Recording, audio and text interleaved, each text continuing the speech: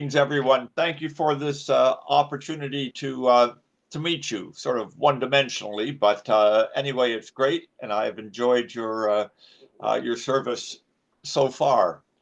Uh, I've been a city planner and city planning policymaker and economist for my career, which is just ending up now, and uh, it is a good thing when it comes to housing and my role in housing that it is ending up now because the level of confusion which we have is in how to move forward with housing for Canadians is very complex and confusing now. So Don, can you change the slide or do I do that? No, I do it. Do you want to go to presentation mode, please, Dick? We are. Go ahead. Or are we? Because it doesn't. Okay. Okay, good. So talking about the housing crisis, and for anyone that doesn't know, basically the housing crisis is that there are not enough homes that are affordable for the Canadians that want to and need to live in them. And I'm going to go over just some of the basic issues. It's quite interesting. Uh, First of all, there is an overriding understanding in Canada and the US, basically, that housing is seen as an investment good rather than a public good. In Europe and many other countries, if there's a problem, if people aren't housed, then it's a government problem. In North America, if people aren't housed, it's their problem, and maybe the government will have programs which can help. But housing is not seen as something which governments are responsible for, which makes a huge difference. One of the differences it makes is that when people own the housing, then you get a situation that we have now, where although there is a housing crisis and many people are without, the majority of Canadians, those that already own homes, houses, or condos, they're benefiting from it. The increase in the value of their properties is far outpacing the cost of living. And so they are making money every year. And it gets really confusing because for the people that need the housing, the only way the housing will become less expensive is if the majority of us lose, is if the increase in our housing value diminishes.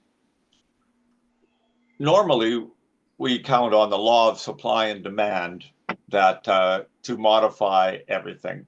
In the long run, the demand for a certain good, whether it's food or cars or housing, will lead to that demand being supplied by developers, builders, inventors, etc. But it doesn't work in housing for a number of reasons, which we'll talk about in a bit.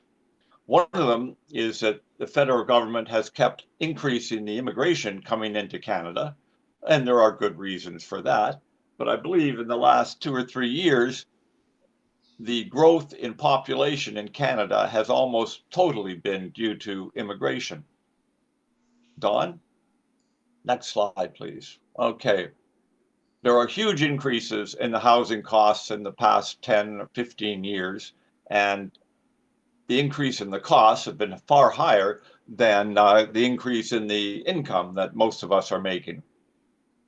The developers, who we'll see later, governments are counting on to solve the problem by building more houses. The developers are just in it for profit maximization. They figure out what type of houses or buildings are going to make them the most money, and that's what they build.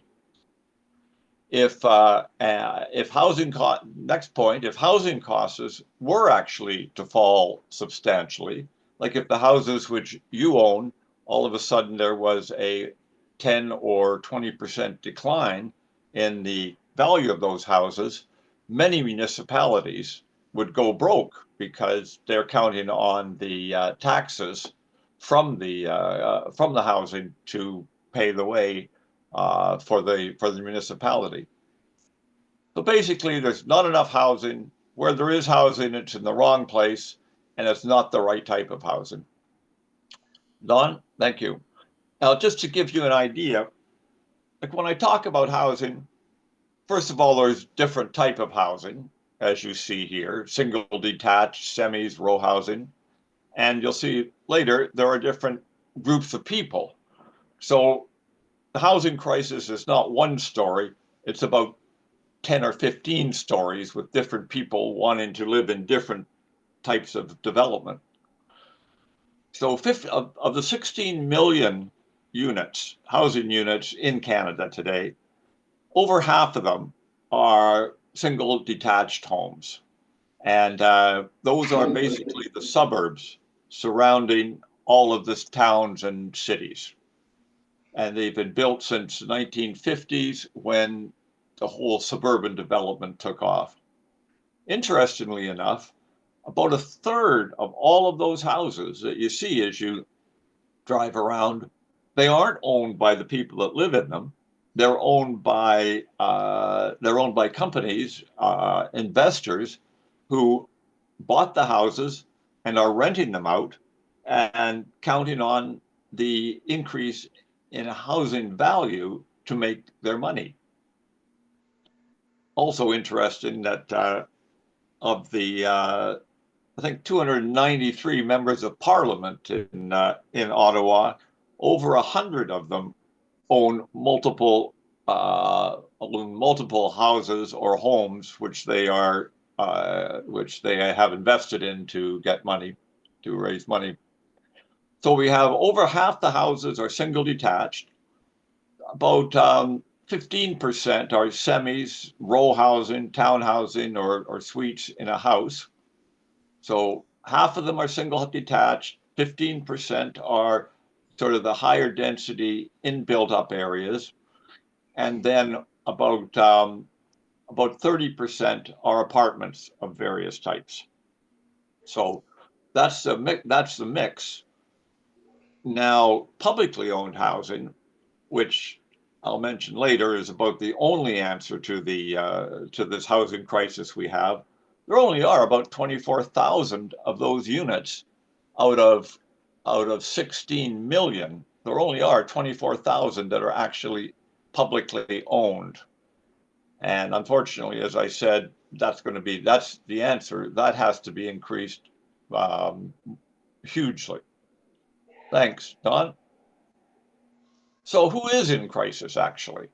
Well, I sort of divided the group up into four groups.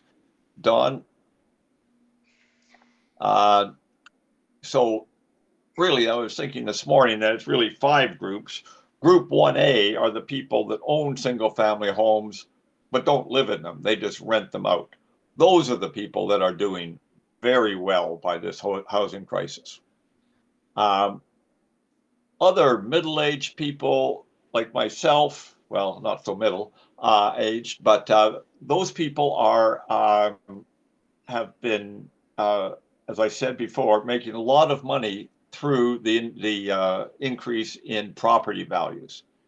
And the increase in property values, as you know, has just been crazy. Housing in some places has increased by 200% in 10 years.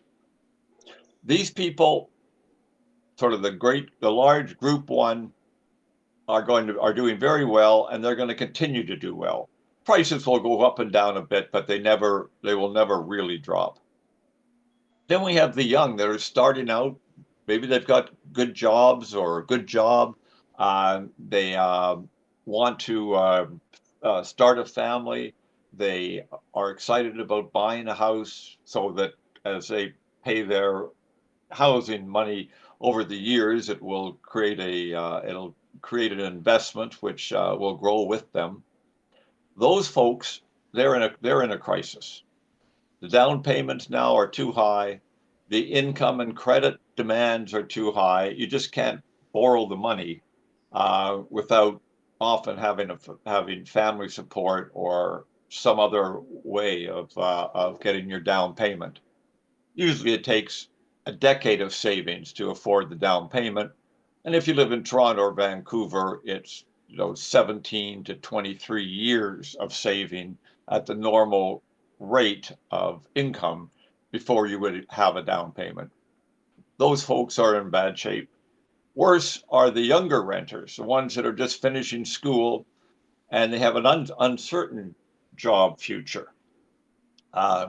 They are renting, as Group 2 was also, but the affordable rents are very, very hard to find. It used to be, well, the government will say that that a balanced household budget, would see about 40% of the income being spent on housing.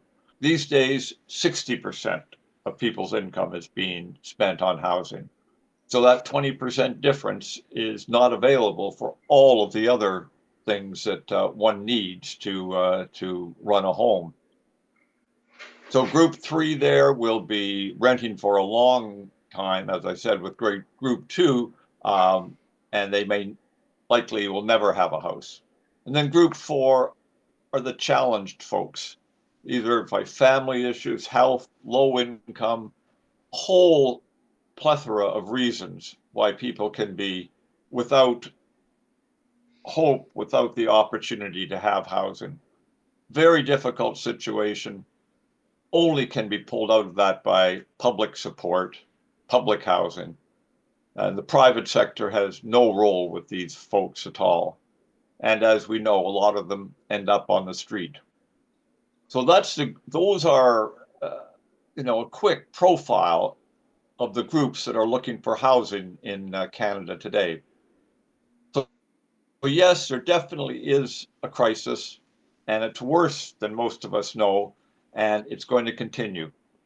But the crisis is only affecting about half of the Canadians, those that are wanting to own condos and single family types of houses and just can't afford it. And for those Group 2, 3, and 4 people, they're only going to have cheaper rents or cheaper purchases when us Group 1 people start to lose money on the value of our houses, or the increase in the value of our houses starts to slow down. So one of the problems that I mentioned is that half the people are quite happy, are doing quite well by this housing crisis. Thank you, Don. Next. Now, how did this all happen? Well, it's really complex. Nobody actually knows. The housing sector is a massive cash cow for many, many groups, from all 3 levels of governments to builders to municipal planners and consultants and architects, business and building inspectors. A huge group of people make money from housing, and they are all working hard to make sure they continue to make as much money as possible. So as well as quality of housing improving, all the costs of building new houses is increasing. And of course, the cost of putting the sewers in the road and replacing the sewers that were put in there 50 years ago is increasing massively also. And as you know, probably you've read in the newspapers how difficult it is to get a development approved by the municipal council when there's opposition by neighbors. A lot of people think this has been the number one cause of the problem, is the opposition of local communities against new development in their communities, which slows or stops council approvals for development. Another reason why there's so much of a problem is that everyone dreams of home ownership, and everyone and people will pay whatever it takes if they can possibly do it. They will beg, they will borrow, they'll do whatever they can. And so we keep bidding up the price of housing. The other cause of this is political. Too many government levels, all trying to make money from taxes, from housing. And then the main decisions, as I mentioned, are at the municipal level, such as City Council in Sarnia, I believe, just decided not to allow public housing downtown because it was the business people were concerned it was going to have impacts on parking for downtown stores, and they weren't sure that the type of people that were going to live there were the type that were going to support or be healthy for the downtown businesses. So those are the type of political decisions which get made, which basically shoot any opportunity to improve things in the foot. Next, Don. Don? Oh, yes. Another interesting element that you may not have thought of is that when the suburbs started after the Second World War, the housing was, the family size was around 5 people per unit. So a family was likely to have husband and wife and 3 children, even more sometimes. Now, the occupancy in the houses went from that to around 4 in the 60s, and now it's 2, and in some places, 1.6 people per unit. Remember, I mentioned the 8.5 million units. So the occupancy rate for that 8.5 million units can be as low as 1.6 to 2 people in each of those units. Some, of course, will have many more, but on average, that's what we're looking at. So we've got this huge supply of single-family homes with 3 and 4 bedrooms, and nobody needs 3 or 4 bedrooms. In fact, there are 2 million empty bedrooms in Canada, which people aren't using at all. How they got that statistic, I don't know, but anyway, that is the statistic. The fertility rate was the number of children that a woman had on average in 1960 was 3.9. In 2021, 1.4, and it's getting lower. That's the same thing. Next, Don. So the impacts of all of this. Well, I don't really have to tell you. You read about it and you see it and you know it from your own family and friends. But it is, first of all, it's massive in North America. Every municipal council, like the Sarnia Council, every municipal council, I've been told in North America, when they have their monthly or their biweekly meetings, housing is at the top of the agenda. Fights about housing and where it can go and can't go and what it should look like. It's become a huge, huge issue in the United States as well as in Canada, although we are in a worse situation than the U.S. So the cost of living increases by housing costing so much, very significant impact on the rest of the money we have left to do the other things. Homelessness, the stress throughout society, and the mental health impacts are huge. And these are things that, I use those words and say that to you, but when I just using the words and saying it, you have to feel what that actually means. Like there are people in their homes this morning that the husband and wife or the single parent is shaking their head trying to figure out how they're going to get through the next month, where they're going to find the money to pay these exorbitant rents, which have increased so substantially. So the societal balancing function, the supply and demand isn't working, and the political process is not operating effectively either.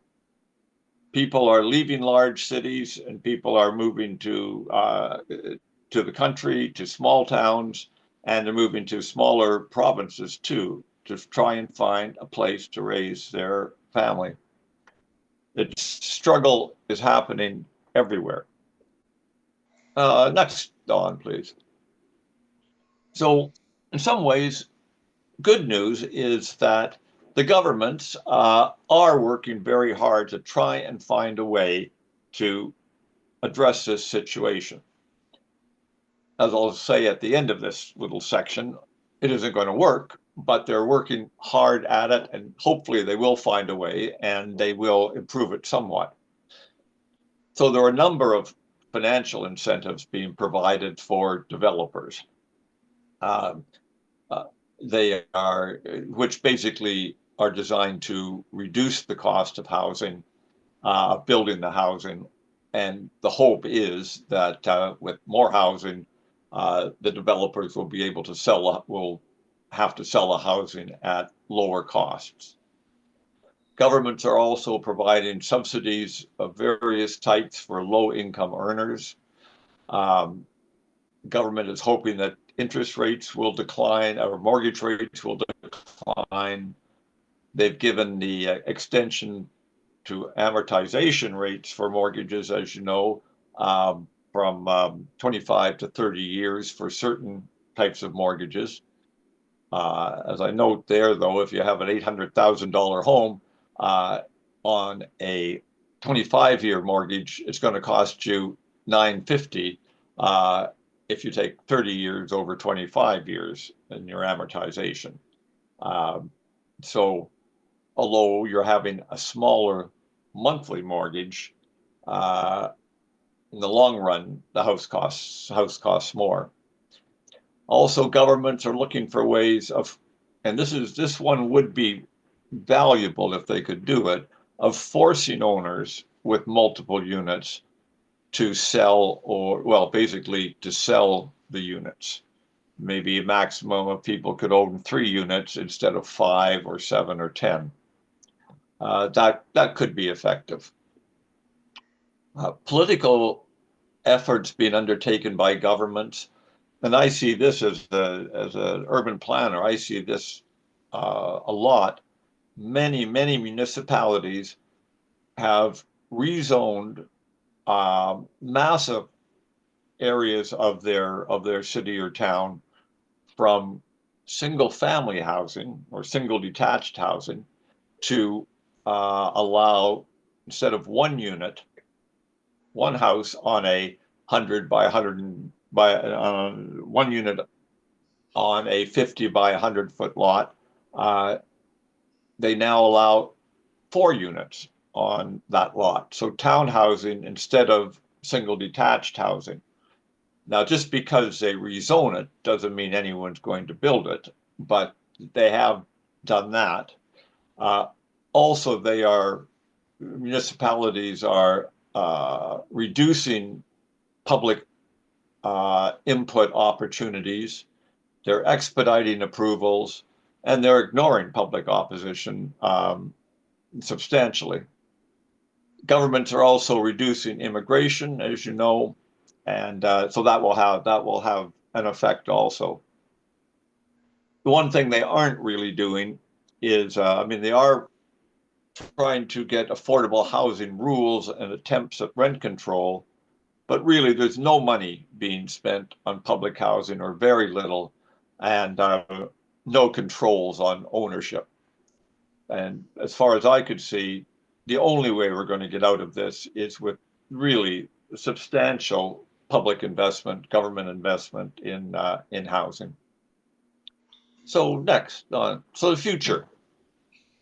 Well, Ottawa wants to build 3.9 million new dwelling units by 2031. That would mean that that every year there would be 70% more houses built in Sarnia, for example, if we were just taking a number across the country. 70% more housing built in Sarnia next year than there was 2 years ago. Now that's never going to happen. We might get to a third of that number by 2031. That number, incidentally, comes from a calculation that said if we have 4.5 million by 2035, then that will start a sort of a process of housing coming down, housing prices coming down, because we will have enough. Unfortunately, it really doesn't work that way, because when the developers aren't making the money they want to make, they will just stop building.